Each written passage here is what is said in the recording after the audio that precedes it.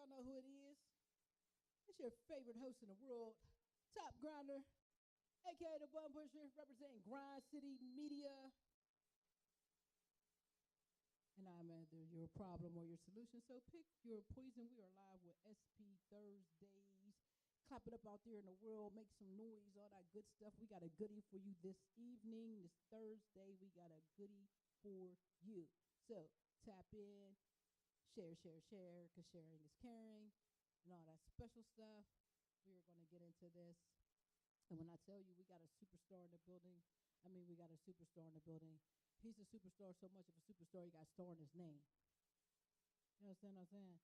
I know this young man since he came out the womb. That's how old I am. Geriatrics up here. We're going to get it cracking.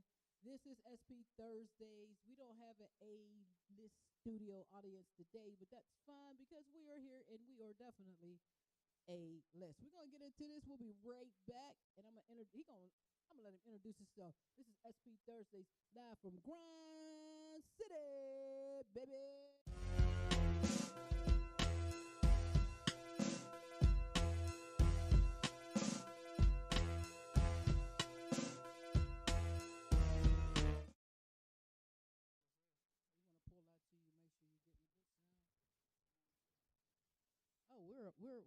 We're already in it. Let's get it, bit it. All right, that was quick. I gotta make those intros a little bit longer, family. Shoot, I came on like,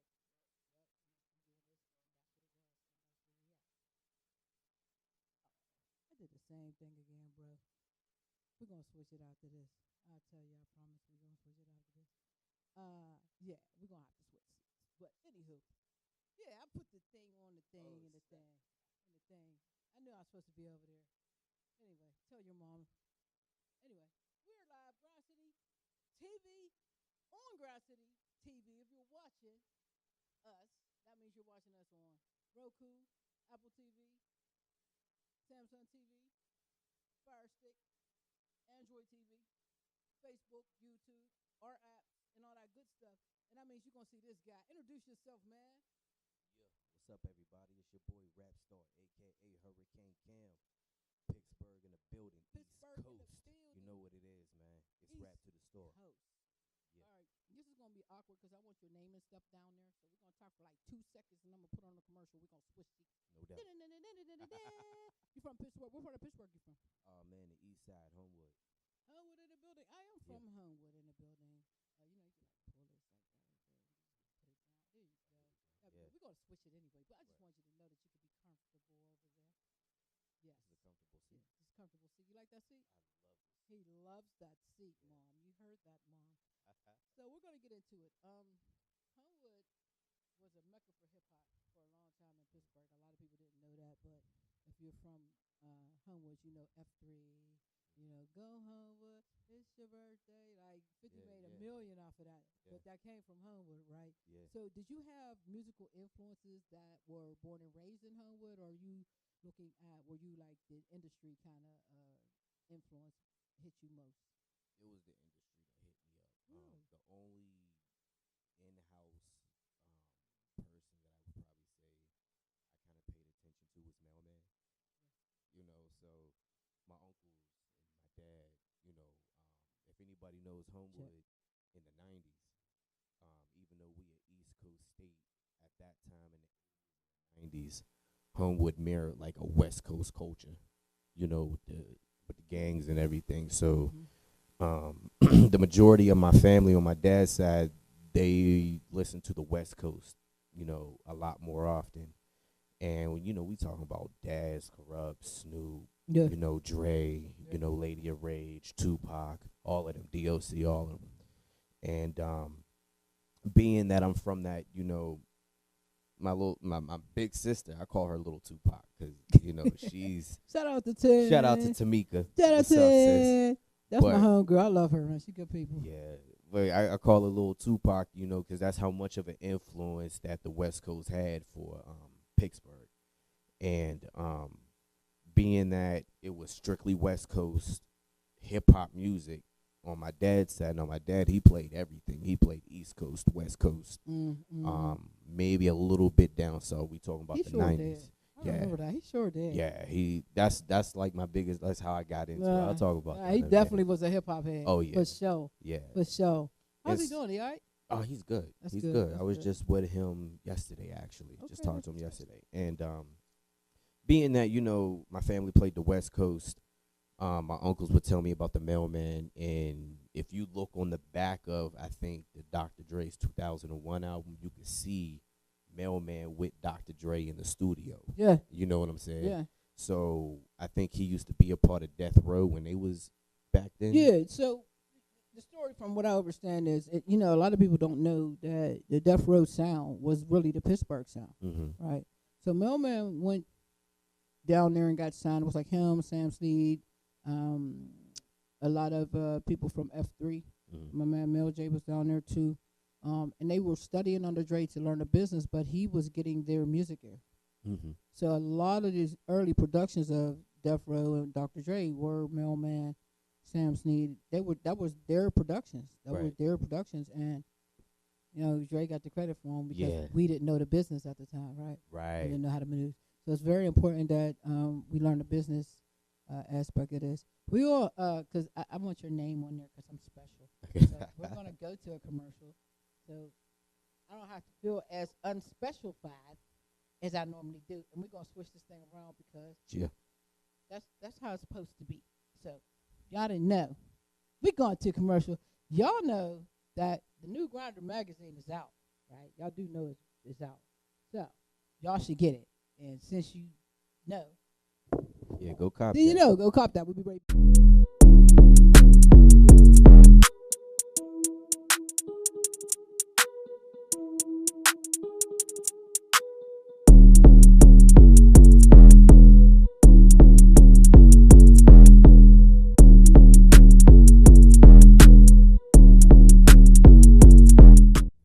Just like that, we back a laka, and that makes a lot more sense if you're watching the screen.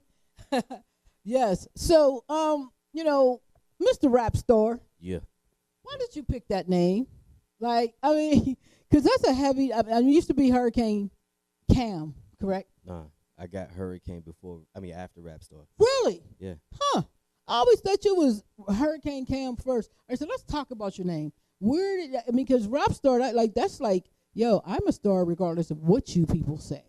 Of course. That type of attitude. So is that where that came from, or My dad gave me that.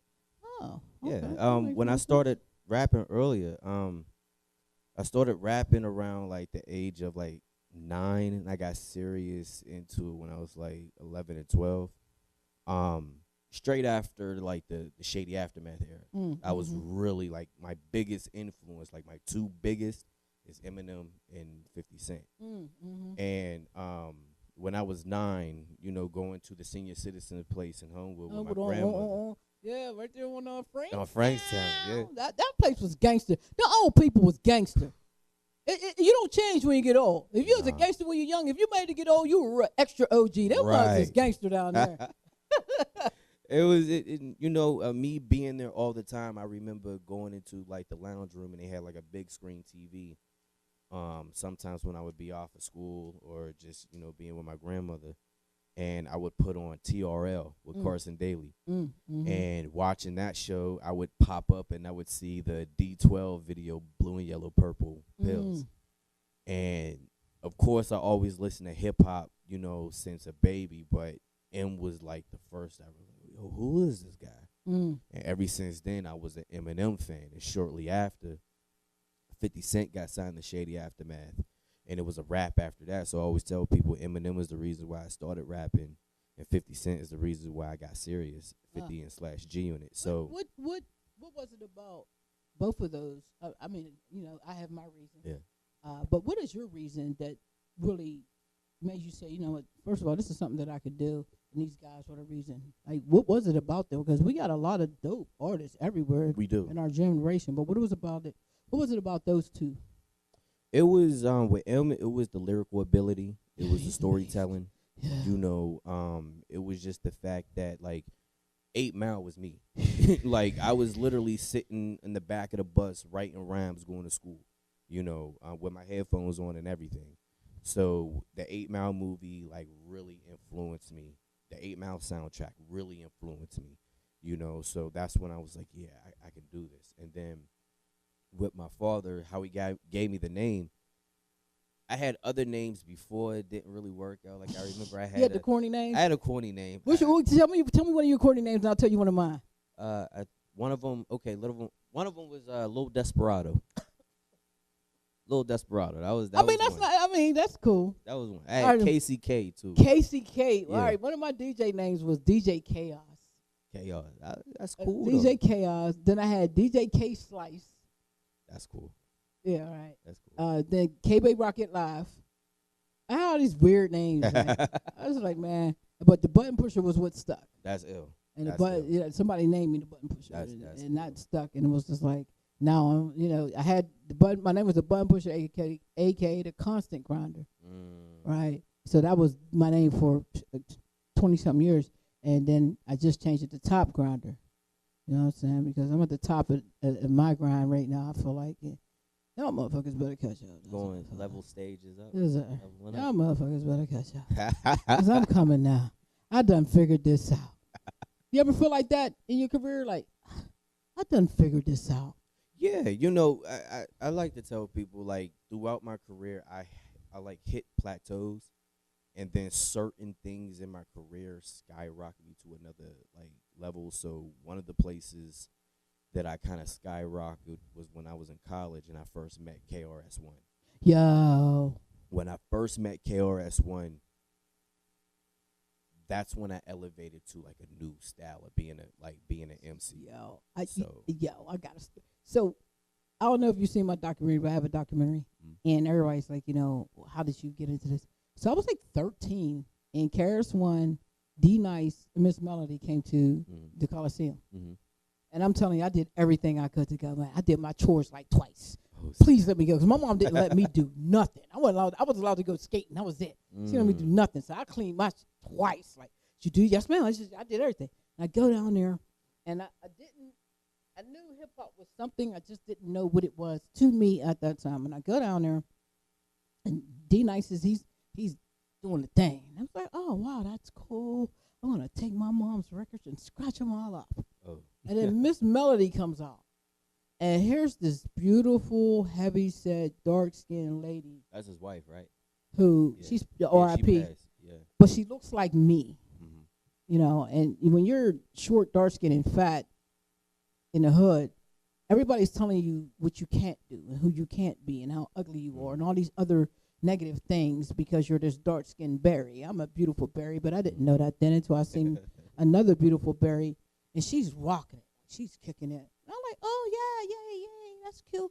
But KRS-One came out, the crowd goes bananas. It goes wild. And he is going hard, and I'm going, oh, I don't know what that is, but I want to do that. Yeah. Right? I want people to rock with me the way they rock with D-Nice and Miss Melody with the energy of KRS-One. Yeah. If you ever see me rap, that's what that is.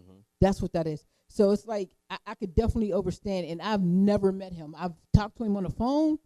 I've been this close to meeting him, and the crazy part is he came to Pittsburgh. I was still JPP sometimes, so he's on stage two times. He came to Pittsburgh one time at the Rosebud, and he's rapping. This is before I really figured out what I wanted to do. And he's rapping, and I'm standing there like this. And he's like, don't look at me. He stops, and he looks at me and says, don't look at me in all. What I do, you could do. I could say less. Whoa. Nobody believes he was. I said he was talking to me. They're like, no, he wasn't talking to me. So the next time he came to Pittsburgh, I'm in the crowd. And I got this on video. I'm in the crowd. I got the JPB card. And he takes the JPB card. And he reads the front of it. Shout out to JPB TV. He gives nobody else a shout out. And then the back of the card says, can I get a 16? He proceeds to look right in my camera and give me 16 bars. Ooh. Yo, oh, you couldn't tell me nothing, man. I walked out of there like I had bamboo, bam-boom nuts that day. Bro. That's gangster. Yeah, he did that at Mr. Smalls. And that's what let me know that no matter what someone swear that they don't see, somebody does see. Right. Have you had one of those moments besides me and KRS-One, anybody else that made you realize, yo, they see me out here?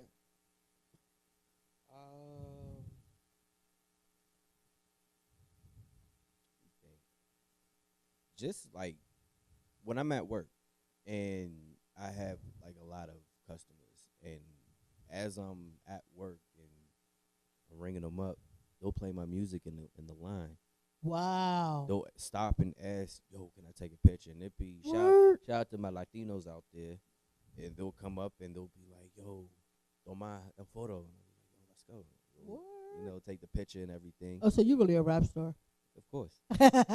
My magazines, I've been on like 7 magazine covers so far, and there's people who buy the actual like magazines. print, yeah. My grandfather has it up in his apartment, so when people come in, new people that come in, they be like, "Who's that?" They be like, "That's my grandson." Mm-hmm. So it's crazy when everywhere I go and people recognize me for different stuff. I remember I did a show at the Rex before.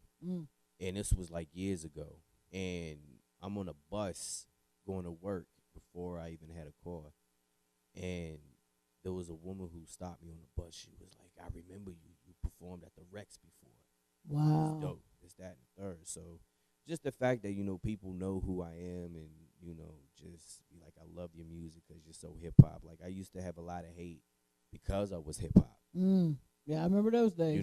Even shout out to my family, but even some of my family, is I'm gonna say shout out to them and then be like, "Yo, y'all used to hate though." They know what it is. They know what it is.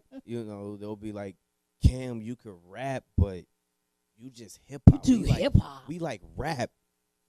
You're hip hop." And I'm like, "Where you think rap came from?" You make too much sense. Right. Ain't that crazy? A lot of people would tell me, they was like, I think you need to dumb down your music. Wow, yeah, I heard that. And it's like, well, if you're not getting my music, I'm not talking to you anyway. I'm not talking to you.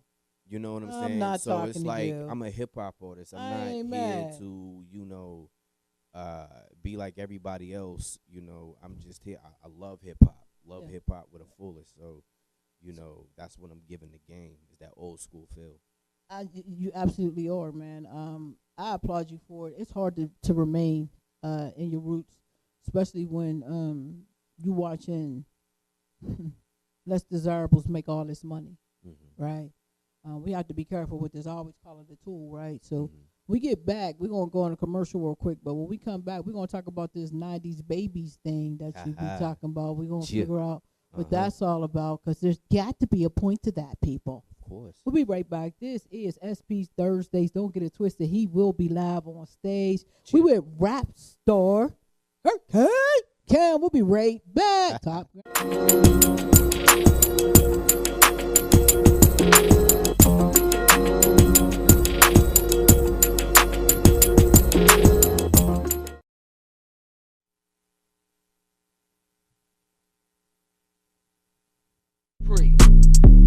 My show is nuts.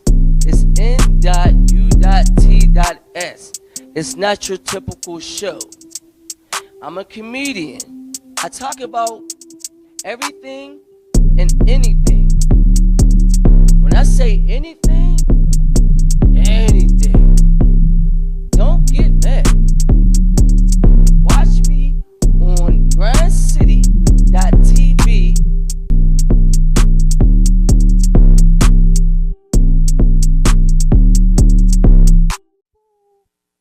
And we are back. SP Thursdays. My man Rapstar, what's up, man? You didn't give me no dap, bro. Peace and blessings, man. What's up? Wow. Peace. Shout out. Wow. Shout but out. bow. Grind GCTv. Hey, appreciate that, man. I've known this young man since he was that big. Like, he was in the, and he came out and then he was here. And all that time, I didn't know your mom worked for Whammo. Yeah. I did not know that. Like, I was insulted when I read it. Like, you ain't tell me? How you gonna hate like that? I loved the Whammo back then. I loved the Wham hoes. Did you learn a lot from her? I did. Tell me something. I have a lot of respect for radio personalities and people who do podcasts and just help promote artists to be themselves out to the public in general. And my mom, she actually worked at 2 radio stations. They was at the time the only 2 black radio stations in Pittsburgh. What did she do? She wasn't a personality. No, she wasn't a personality. She was the person behind. Like she she told me what it was, what the actual name was. But to make it simpler, she was like a Super Saiyan version of if you ever watch Frasier, you know his producer Roz Doyle. Yeah. She was kind of like her, but she did a lot more. So she was the person, like production manager. Production manager. Yep, yeah. So like I remember when radios had the little tape cassettes and you would put the tapes here, tapes there. Yeah, had a Me lot and of her, we did a radio we did a radio advertisement for Sam's. Was it Sam's? It was Sam's or David's shoe store.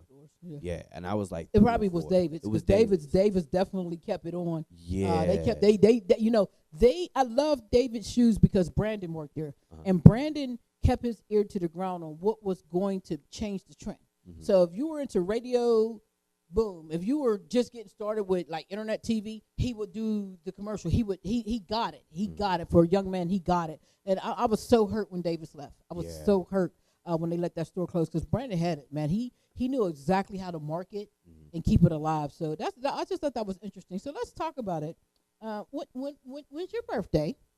February 7th, 1991. You just had a birthday. Well, you have one coming up. I have one coming up in like I just aged the man. Just about like 2 weeks. 2 weeks aged the man. Yeah. You get the bitter beer face now. You say you are a 90s baby. Yeah. Let's talk about it. Why? Because, I mean, technically I was born in the 70s, so I guess the year that you're teenage is the year that you call yourself the baby? Nah, it's the year that you was born. If you was born in 90. I was born in 91. You're the exact same age as my child? Yeah, he's a 90s baby too. Lord, I'm old. So with people, the misconception with that is like what people don't understand. People think that when you get into your teens, that's where you find yourself and you be like, okay, this is who I am. Yeah. But even when you're a kid, you still are influenced by a lot. Like absolutely. I was telling my wife, right? So she says, she tells me, she was like, I'm a 90s kid. I was a kid in the 90s. I was like, true, but I'm a 90s baby. I said, that's different because while you was a teen going out, hanging with friends, or in her case, she was a mom. Shout out to my two step kids, R.I.P. Dill. Lost the baby? Yeah, but he didn't die as a baby. No, I met him. Remember, I've been up to the spot. Okay, let's not do that. We're going to go over here. And anyway, R.I.P. to that one there. Like, flip that around the other way. But nah, I was You know what? Do we need a commercial, Mom? Yo, hey, come on, man. This is top 10 this month, man. We gonna do it, right? But in her case, I told her, I was like, nah, yeah, you was a 90s kid, but while you was being a mother to your children, I was watching Rugrats, I was watching this show, that show, this show, that show. You watched it maybe because your children watched it. Right. But you didn't experience all the craze that happened in the 90s being influenced as a baby. Mm-hmm. So it's like, I'm hip-hop, right? But I'll go in my car and I'll bang some Britney Spears. I'll bang some Backstreet Boys, Mandy Moore, Man, he's just saying this on the show. I don't have disclaimer, okay? I did not encourage this behavior, and I did not make him say that he plays Britney Spears and Backstreet Boys. These are his personal choice. Disclaimer. Yeah, and I'll tell you that. He'll tell you I'll that. tell you that.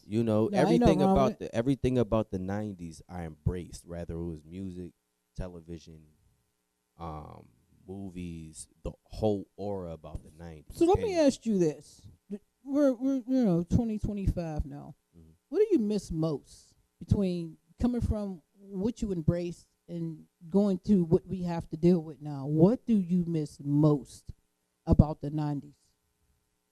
Besides the dope gear we used to I would say the authenticity and also individuality and the fact that, people wasn't out looking like everybody else. You know what I'm saying? Mm-hmm. Or all the rappers wasn't looking like everybody else. Like, me and my mom, we had a conversation. I got, braids under my do-rag and fitted.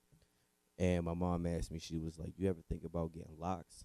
And I was like, nah, because everybody got them.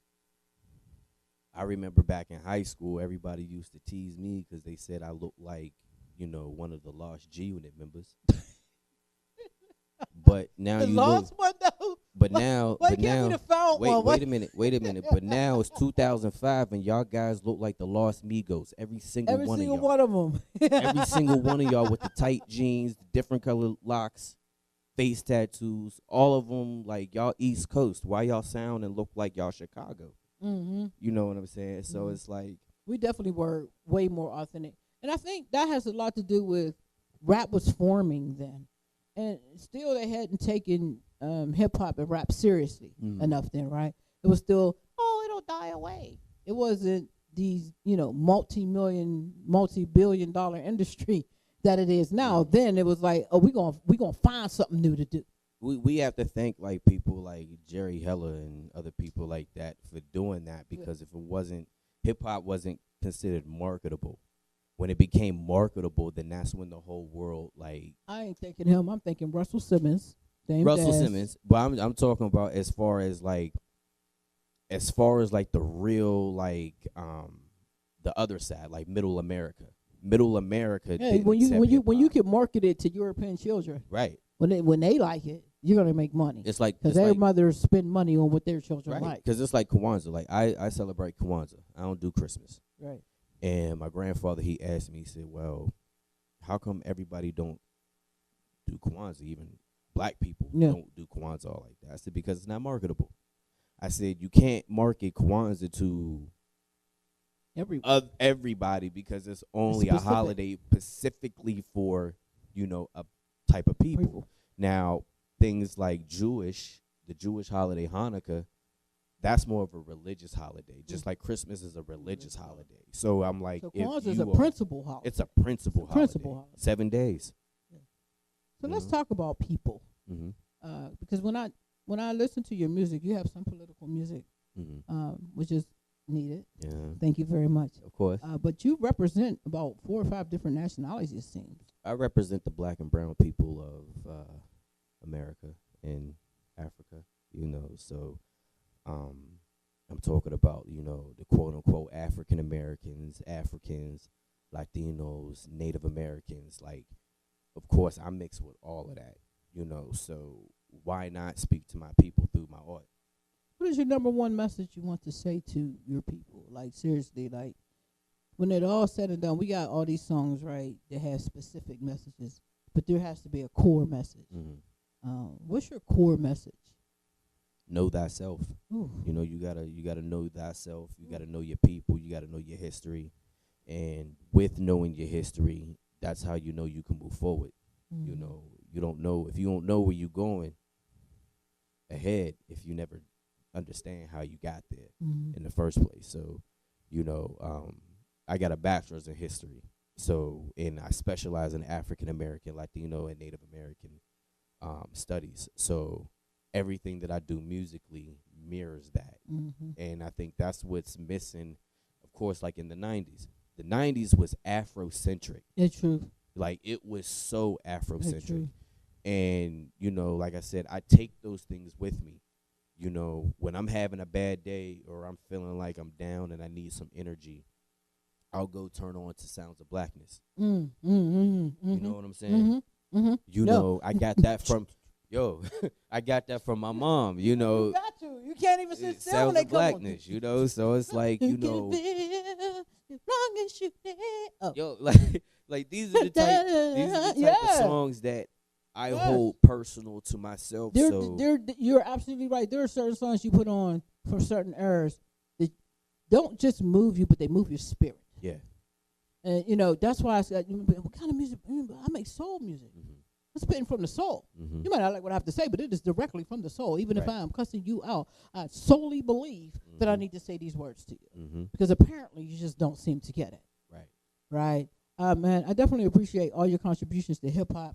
We're going to go to a quick commercial break, and when we come back, you're going to tell us a little bit of stuff that you've been doing, where you've been showcasing that, and how people can find you, all that good stuff. Because we got to get you on the stage, man. That's what we brought. Stage presence. What we brought you here for. We'll be right back, y'all. This is SP Thursdays. I am Top Grinder. He is Rap Star. We'll be right back.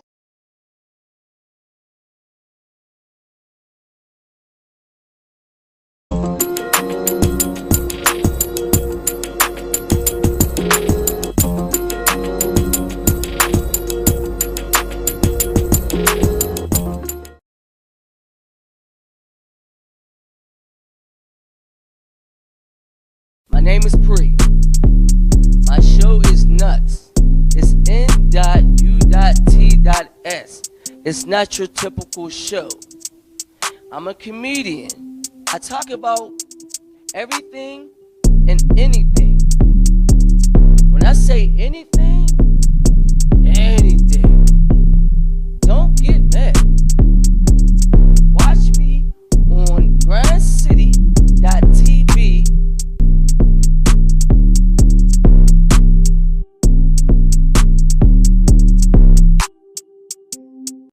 My name is Pre.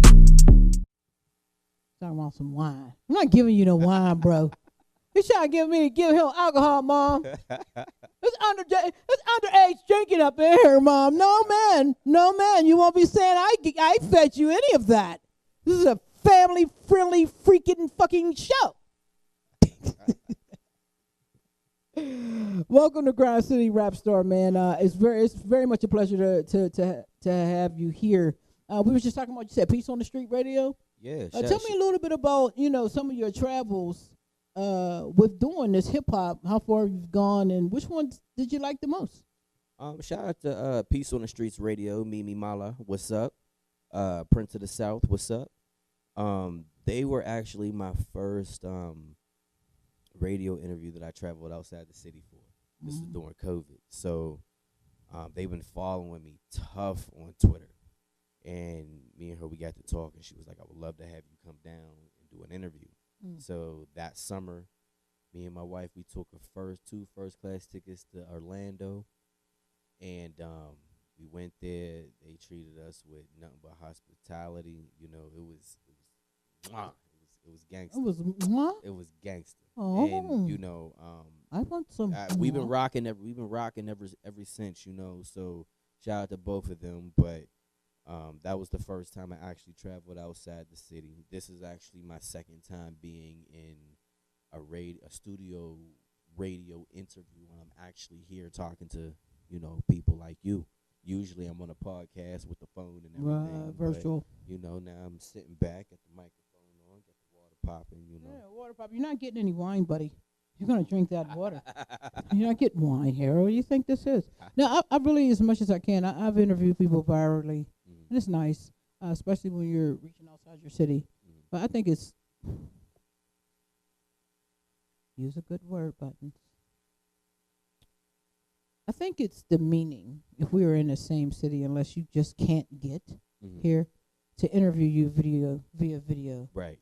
And you're right here in the city. Right. Come press my hand. Come look in my face. Come take a picture with me. Right. I think COVID destroyed a lot of human interaction. It did. It did. And because, I'm used to, I love interviews. So I'll watch my favorite artist interviews all day. I'll watch 50 Cent and all the things that he have to say, dropping hella jewels and knowledge, kicking knowledge about certain things. When I first seen 50 Cent, I was not a fan. I was not a fan of 50 Cent until he began to start teaching things, right? And then it made me understand his music and his grind more. When he started dropping how he thinks, I fell in love with his mentality. Because it's real. A lot of people think he's rude and all these other things. No, he's really doing him. And until you learn how to do you and mind your business, that's our problem. We don't be minding our business. Mind your business. Because if you mind your business, you don't know what the heck nobody else is doing. And people will fall off. People will fall right off the side, and they wasn't supposed to be there. So I have much respect for 50 Cent. Not that he cares if I do or don't, but I have much respect for him just from continuing to pay attention. Because sometimes you could just write somebody off. But I didn't. I was just like, he make dope music, of course. But when I start hearing how he thinks, I was like, yo, this brother really got it. I think sometimes people get caught up with, the persona Yeah. of an artist. Yeah. So, like my persona, me personally, my persona, I'm like this even when I'm away from the mic. Yeah. You know what I'm yeah, saying? Yeah. I That hear is you. just me. Like I'm a historian. I'm constantly, talking about, our people, the history, how we can do to move forward in certain situations. So that's just me. But when you have an artist who have, for the mainstream, it's like undesirable, but you gotta also understand like the person himself, because there's a difference between the artist and then their legal name. Trustfully. So Trustfully. And some of these it's guys really be trying to live that. And they'll be like, look, bro, you a punk. For real. I seen that. You really a punk. Stop it. I'll beat you the fucker. Like, it's opposite I will with them. beat you. It's Yeah. opposite with them because it's like with someone like 50, his personality, he was really like that. Really like that. You can check certain things and be like, Yeah, you "Nah, can son fact check was him, really right? like that." And you can tell how when he do grimy stuff like bow people's whole concerts, like when he do that, that's because ain't nobody gonna check him. A punk can't do that. A punk will get beat the hell down. Yeah. Even if he got enough money to do it, he can't do it. He won't do it. Right. But 50 will do it because ain't nobody gonna check him. Because he's really that dude. Right. Like he's really that dude in the street. So I get a kick out of him. I get a I- whole kick out of him. I got a kick out of. I met DMX Oh, really? in Homewood. Really? Wow, that is so dope. He is the real. He to me he was the realest person on the face of the earth. He's one of my top influences. So I always say there's 5 of my top influences, and the last one always surprised everybody. So I Well, who tell are people my 5 M Hmm? 50/G Unit. So I gotta include Banks, Yayo, but the whole G Unit. LL Cool J. Of course, the Kango. Yes, sir. Of LL course. Cool J, DMX, Of course, and Lil Kim. I can see that. Lil Kim is amazing. She's I told somebody today, I said, I got my fur coat on. I said, I'm trying to be the male Lil Kim. human being, and she just didn't know how amazing that she was. She looked amazing, but she didn't know it. And when I watched her on her show with her child, I'm like, yo, this woman is amazing. Mhm. She's really just a dope woman Yeah. who She is. just was hurt a lot. Mhm. I trust she figures out exactly how amazing she is because I love Lil Kim. And then she would just come on the mic and chew niggas just like Yo, she's one of the illest. She's one of the rawest. Like Illest. Oh my back, goodness. when I was learning how to write, because I started writing, I taught myself how to write. And what I did was I was buying mixtapes. I used to go to Wilkinsburg and go to Upbeat Records. Upbeat, man. I have my record supply more than half. Instead of for the Upbeats, that's where I spent my check. Yep. I ain't buy shoes. I ain't buy clothes. I bought my baby stuff, got my house shit, and I was in a record store. Period. $300. I would buy those of course the G Unit radio mixtapes was the biggest influential moment of like me learning how to write. Right. Then what I did was I bought instrumentals, the mixtape instrumentals. So it was like they had You like could rap on them. I would rap on them. That's how I learned how to write at 16. So if I knew what a song was, like let's say I'm listening to You Forgot About Dre. And I'm saying, okay, this is the whole part where they rapped at. And there's the hook. There's the hook. So that must be 16 bars. That's 16 bars. Ended. And then later, depending on how the beat is changed orchestrated, up with that. it changed between like 18, 20 bars, depending on how the beat's made and everything. And I just learned how to rap from that. And it was just amazing. So like when I met DMX, shout out to my man True Live. True Live, he's actually connected with Murder Inc. Nice. And it's crazy because I'm not connected, but I'm like on the other side, G Unit, Oh, okay.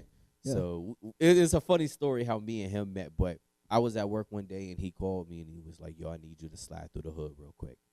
And I said, what's up? He was like, X is in the building. And I was like, word? He was like, yeah. So went home. Flew home. I bet.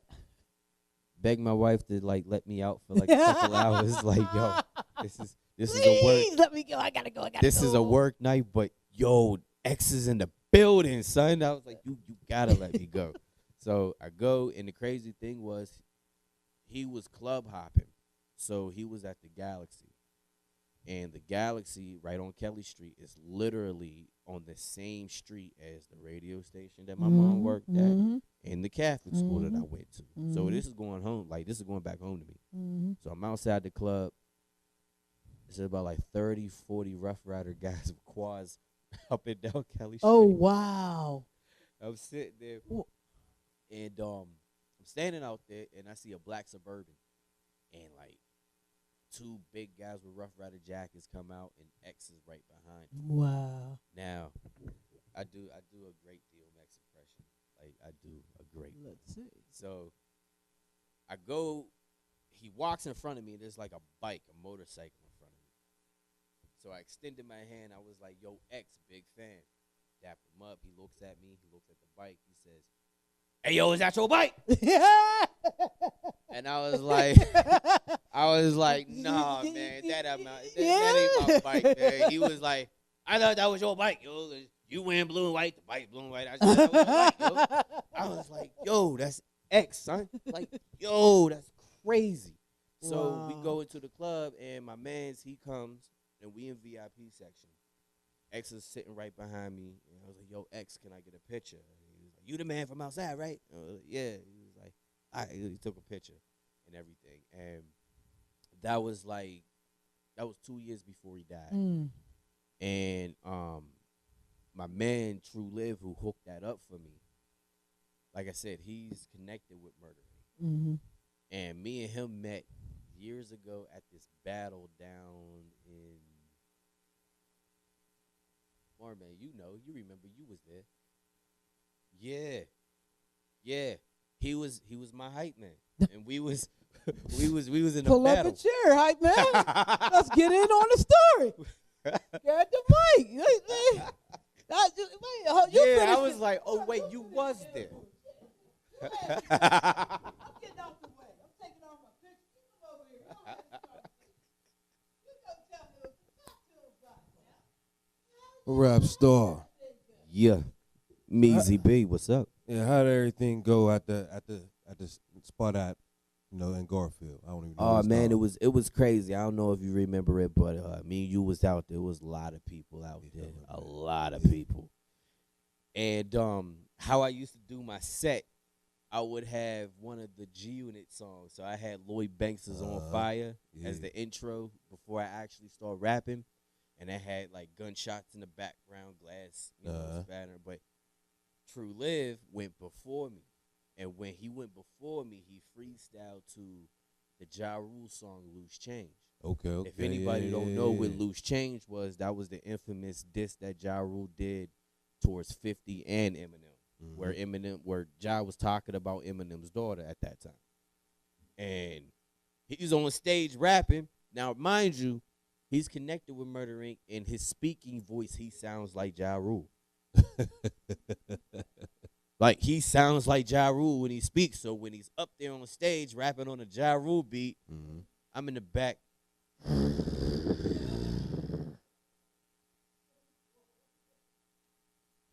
He come off stage. I go up on stage. All of a sudden, you hear Lloyd Banks' record, the On Fire instrumental, drop. He in the back. So after that, me and him, we end up noticing each other, and we outside, we talking and everything, and we was talking about the history between 50 and John, how both of us are influenced by each of them. I'm influenced by Fifth, he's influenced by Ja. And how I noticed things was the type of hip-hop that that people say I lean towards, and it's like subconsciously, and it's like Queens hip-hop. So the fact that I'm influenced by LL Cool J, the fact that I'm influenced by 50 Cent, just the other day, one of my engineer was playing one of my new records called Happy Birthday Hip Hop. And he played it for one of his homies who's a producer. And this guy said I sound like Onyx because I was screaming in the back. They're from Queens. So I was like, yo. So I was like, yo, this is crazy. So being that, we two kids from Pittsburgh who's influenced by big time New York, Queens hip hop artists. Mm-hmm. You know, me and him, we had that bond. We have that bond. Actually, to even take it a step further, he actually got me to almost meet 50 Cent. Oh yeah, we was talking about that. Yeah. And so the messed up thing about that was I was 6 feet away from him. His homie played me. He had a homie that was like, I guess he was like attending that club or he was a manager at that club or whatever. And he told him when Fifth comes, let my mans go and meet his hero. So his man played me, didn't let me do it, and I'm standing 6 feet away from Fifth. Mm-hmm. As I'm sitting there looking at Fifth, I get a phone call, and that's when I got the phone call from him saying that Little E passed away. Oh yeah. And that was that night. That was that night. So right when I'm like 6 feet away from R.I.P. Lil one E. of the artists that actually solidified me being a dope MC, that night my little cousin got killed. So I had to break out. And at that time around that time I couldn't really listen to Fifth all like that, and it hurt me because I listened to him a lot. But I couldn't really listen to him because every time I would think of Fifth, I would think about Dang. You know, it's crazy that you say that as a traumatizing statement. Because, Right. you know, that's something that Terrell was telling me himself. right. No, So, Louise, brother. yeah, Yeah. yeah. So So I definitely understand. It was deep though. But aside from X, aside from Fifth, aside from KRS-One, I met Dougie Fresh in college. Okay. I had a Kangol on at that time. I believe it too. I had a Kangol. I told KRS-One that he won that battle against Nelly to his face multiple times. I said, "Yo, number one was I, but when you said the real hip hop is over here, real hip, like come on, man, like come on, man, like yo, I said, bro, you started the bridge battles, bro. Like, what you mean, yo? So, like, I hope if I bump into KRS-One again, I'll be like, yo, you remember that little that was in college? He said, yo, you won that battle against Nelly. Yeah, that was me. You know, I still hold that till this day. You won that battle against Nelly, hands down.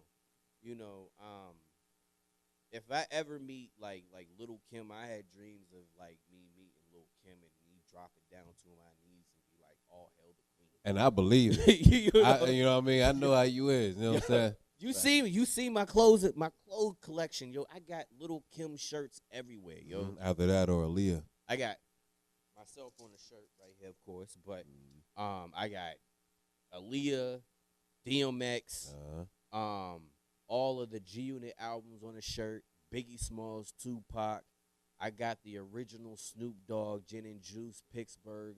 Okay. I ain't see that one yet. You know, I'm telling you, man, like my closet, man, is gangster. Yeah. It's gangster.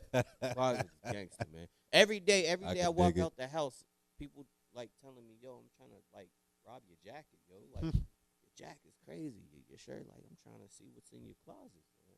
Like, Yeah, so question, Rap Star. What?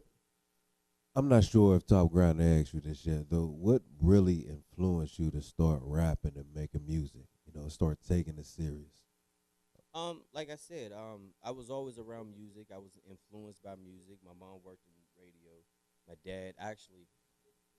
Which I did not know. Yeah. So I explained this in a new song that I have called Happy Birthday Hip Hop. And I talk about how my mom worked it was kind of like an arranged marriage. So since my mom worked for radio both times, like at two different stations, I had no choice but to be around it. So I know the ins and outs. That's why I have so much respect for like radio personality because my mom was around it. And then of course my dad, he played old school hip hop all the time. So it just was a matter of time. Now my dad, I did ask my father.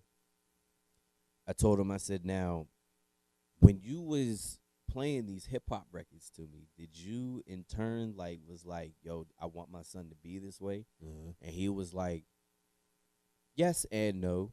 He said I played it and then you absorbed it. And just like any teen, any kid, they start rapping, you might think it's a phase. You know, he rapping today, doing something else tomorrow. But when he seen the consistency of how I was doing things, because like I said, I was influenced by 50 and G Unit. So imagine at 13, 14, 15, and 16 and seeing your favorite artist having a $400 million deal with Vitamin Water. His big, I didn't know it was that much. Yo, his biggest check with RBK. Give me a sponsor. You know what I'm saying? So me I'm at an early age watching my favorite rapper win. You know what I'm saying? Eminem, there's maybe, not even maybe a handful that can maybe touch him. I think there's like Jadakiss is one of them. Papoose is one of them. Like any artist that I seen interviews with that they've been into the studio with and got records with Eminem, they always got to do the records over because he straight kills it. You know what I'm saying? So, just me being influenced by hip hop and me listening to a lot of my artists, you know, I said, you know, this is what I want to do. No different than, you know, you playing basketball and you watching LeBron, or you watching, you know, the street ball with, you know, A1 and all that stuff. You know, if that's what you into, that's what you into. Yeah. So, like, it's hard for me being from Pittsburgh, and I don't mess with the NFL at all.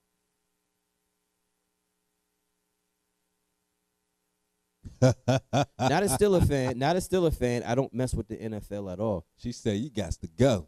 Every since not, and I got a reason for it. So ever since Colin Kaepernick got banned from the NFL, I boycotted the NFL.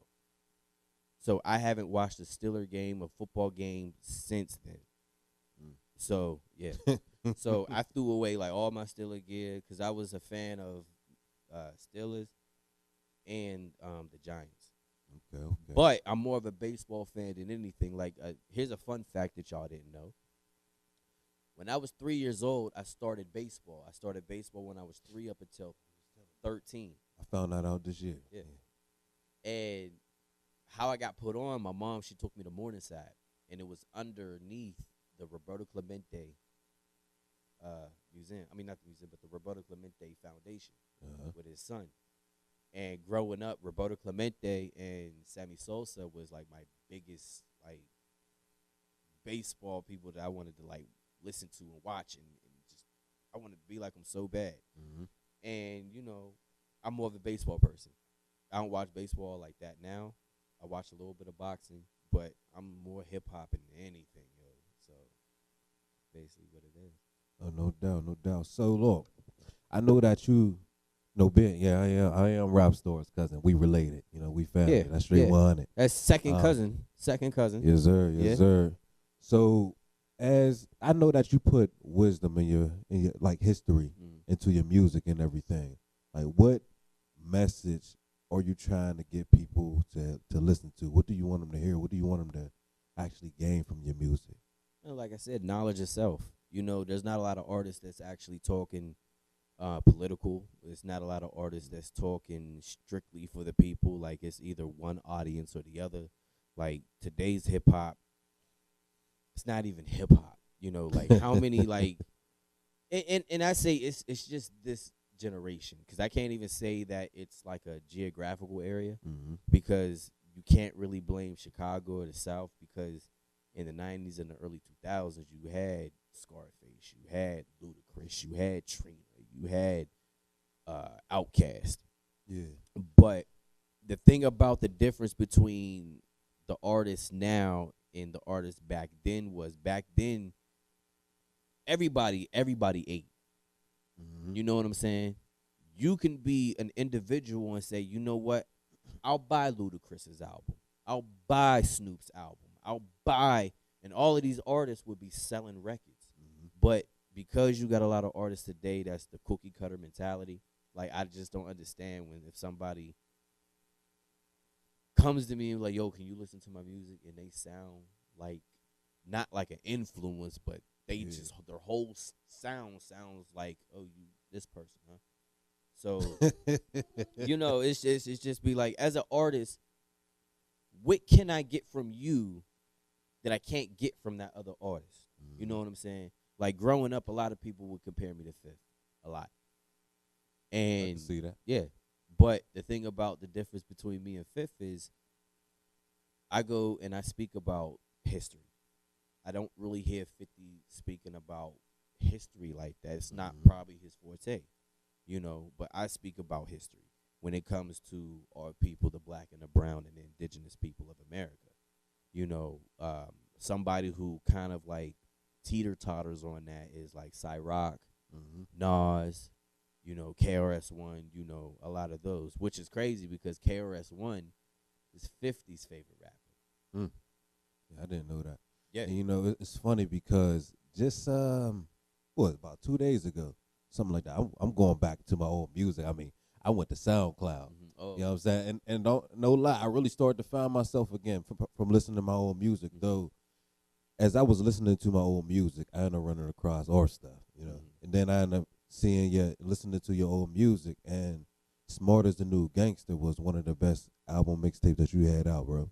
Like, it was really knowledge up in there. I appreciate And now that I'm here now, like back then I was in the process of my change. But now, like, several years later, I'm like, dang, Smart is the new gangster. You feel me? It is.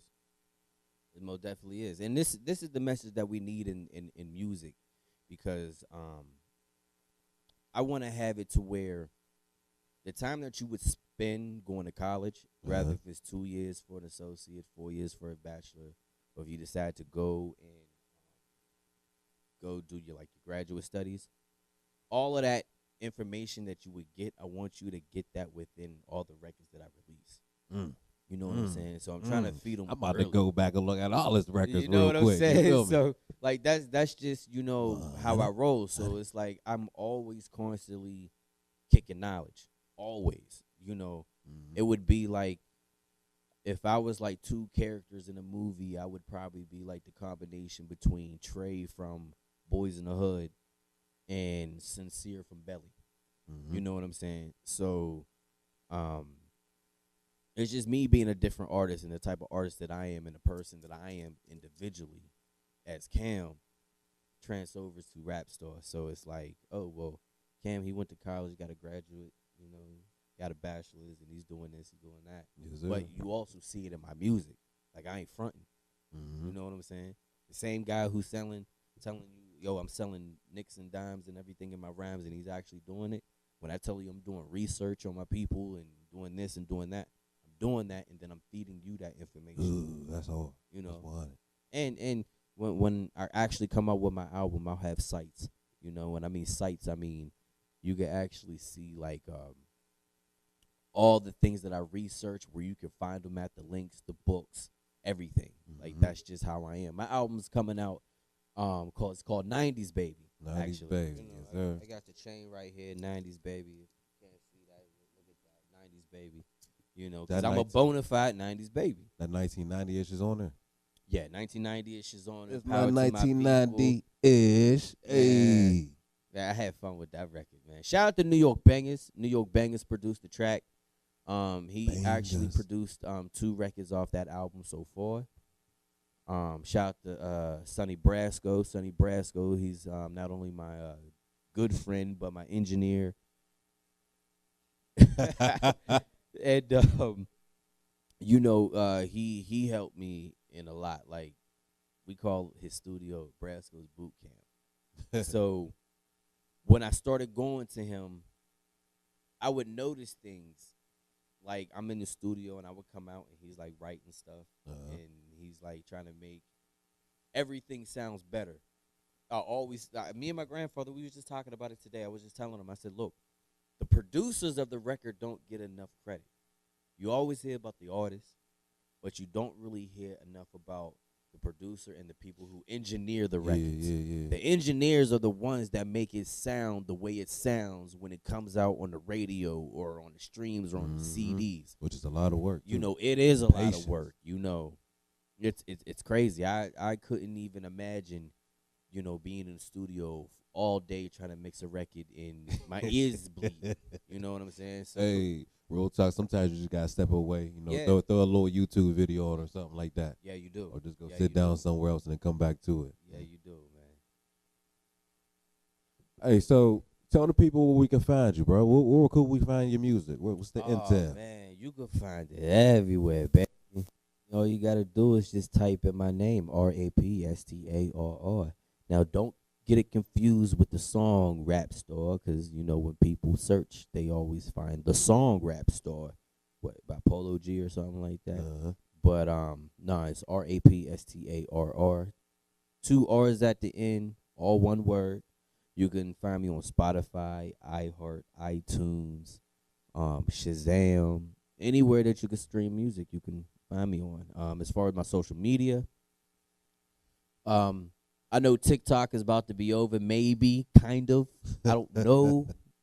At the end of this week, I don't know. But if it's still on, the lights are still on, you can search It's Rap to the Star. So that's ITSRAP, the number 2, THESTARR. It's the same thing with my YouTube. Just put music at the end. So It's Rap to the Star Music on YouTube. It's Rap to the Star on TikTok. Same thing with my Instagram. It's Rap to the Star. I got a Facebook fan page, Rap Star, aka Hurricane Cam. Shout out to my label, Beautiful Danger Entertainment, Bev Bush. That's what's up. Sam Jones, OG Dub, Lady V. You know, all of that. You know, that's our team right there. I'm not gonna lie. I've been holding my laughing this whole time, but you got real passionate on the mic just now, bro. Like his eyes started squinting as soon as he started talking to. Oh, you can find me. See, that was Hurricane. That was Hurricane. He leaned over to the side real quick, That real was smooth. that was Hurricane talking. Hey, That was Hurricane look, talking. I told you that it's Hurricane's like my Slim Shady to my Eminem. You know what I'm saying? So, you know, if you see me one demeanor and you see me, you know there's 2 people. I could dig that. You know, I could dig that. That's multiple blood. personality disorder. Hey, look, welcome to Grind City TV. We about to go into a performance in a minute, but we definitely about to go into commercial real quick. Tune in. Let's get it.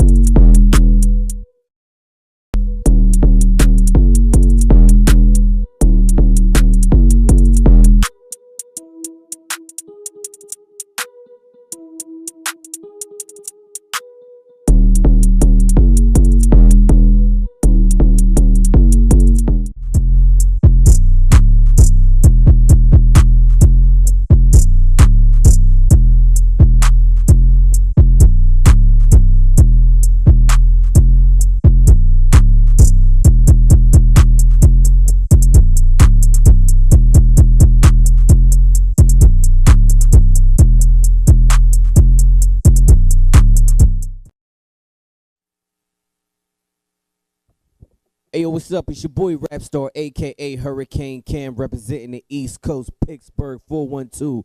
You know what it is, man. I got to hit y'all with something, man. 2 of my best singles out so far. And y'all going to like it, man, because it's for the people. Shit. Real hip-hop. You know, I want to make an anthem. Yeah. Okay. Like, remember when rappers had anthems? Yeah, I remember. I want to create or recreate that move. Okay. Something like, kick that. All right, feel this. Power to my people, cause my people got power. Power to my people, cause my people got power. Power to my people, cause my people got power. My people got power. The whole world is ours. Power to my people got power.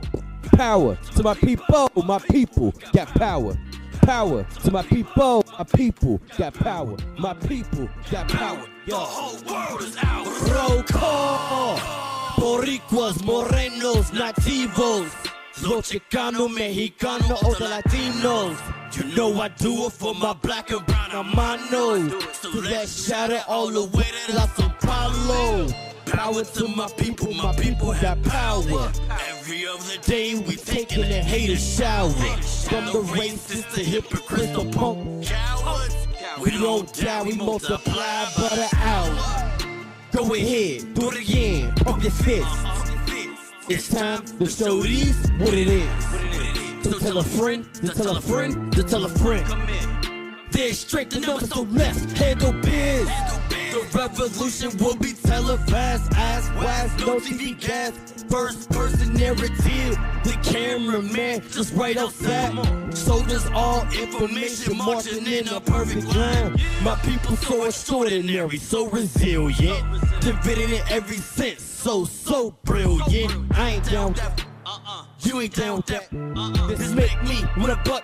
Salute to the youth of Nigeria fighting for that justice. No way you can touch this. No way you can hush this. Governments all corrupted. It's the R to the A to the P, S-E-A to the R times 2. I'm fighting for you, and you. Power to my people got power. Power to my people got power. Power to my people got power. My people got power. The whole world is ours. All for one, all just one for all. Together we stand. The battle before. You ain't down with the cause. Then go get your hike on. I'm Huey P. Newton with a Pittsburgh fitted on. Afro Boricua, I'm way strong. I'm Josh like Yemenis with a bulletproof vest on. This is for my head day, the show, I better day. Strive for greatness, let nothing get in your way. Wanna buy some land, wanna buy the state, wanna dance for growth. Homie, it starts today. We the blacks, we the reds, we the browns, we say we loud. Power to my people got power. Power to my people got power. Power to my people got power. My people got power. The whole world is ours. Power to my people got power. Power to my people got power. Power to my people got power. My people got power. The whole world is ours. That was Power to My People. Shout out to David Metropolis for the, doing the beat. Yeah. Now this one, It's Rap Star, I want y'all to get East hyped Side. on this one. Pittsburgh, It's everybody was born in the Established 80s. We on some February 1990s. 7th, 1991. It's such a beautiful danger. Yeah. Yeah. Yo. Ho, hey, ho, hey, ho, hey, ho. It's rap to the store, rockin' the blue tango. Puerto Rican picture on the chain, watch it dango. New York bangers just made another hit. It's rap to the store. From my 1990-ish. Pants sagging, Timbos, dragging, never the 90s, never been on no bandwagon. I'm in the toe tagging, murking MCs. The blues can trail left, no way I'm letting you breathe. Defecating on MCs with Napoleon complex. Regurgitate back my hot ass a reflex. Legendary status, what hurricanes pursuing. Been rocking shows since the Black Student Union. Rap to the star, rocking the blue tango. Puerto Rican pendant on the chain, watch it dango. New York bangers just made another hit. It's rap to the star. From my 1990-ish. Oh. From my 1990-ish. Oh, my 1990-ish. Oh, Check my it. 1990. Yeah. It's rap to the star on my 1990-ish. Crazy, dealing with a slum lord. Kitchen kinda follow why I move out the slum floor. This is the suburbs, why I see the subfloor. I'm a humble kids that don't wanna live here no more. Made me wanna kick in the door, cause I ain't paying rent. Don't judge you, watching it get It's been like this for years since you was a kid. Head pulls banging enough to get your own crib. I see you popping and weaving balls. Had you open your mouth like I'm just like you leaking. Nothing light about this MC. I'm a roughneck. I'm a fucking masterpiece. You just a rough sketch. Man, what the Is wrong with hip hop? Wants to dance, not the saturation of a woman's crotch. But that's cool. That's alright. Now, literally serious can rock the mic. Rap to the star, rockin' a blue Kangol. Oh, Puerto Rican pendant on the chain, watch your dango. oh, New York bangers, hey. just made another hit. It's rap to the store. My 1990 Oh, I'm a 1990-ish. my 1990 Yeah. my 1990 Check it. Rap to Yo. the star, on my 1990-ish. Peep this, can you follow my linguistics? Break your fast, won't hesitate to hit a bis quick. Fly, I defy the rules of gravity. Wapo, hearts up out the chest cavity. Flows like 151 mixed with Everclear, but equal bass. F'd up like Corona, yeah. On the mic and get busy, lead the game and it's dizzy. Whole career on stay put. Kizzy, I know when I'm gone, you gonna miss me. With my liberal degree, history, learn from aftermath on this Cal University. Burn my fridge, but I get peeved at these weak MCs. Come out fine after snitching. Even lesbians ain't messing with 6'9" position. Enough proof, hip hop ain't a liar. Spirits of my ancestors is my only ghostwriter. Yeah. And that was 1990-ish, produced by New York Bangers. 2 singles off of my album, 90s Baby, coming soon. Straight from beautiful Danger Entertainment, Bad Bush, what up? East Coast.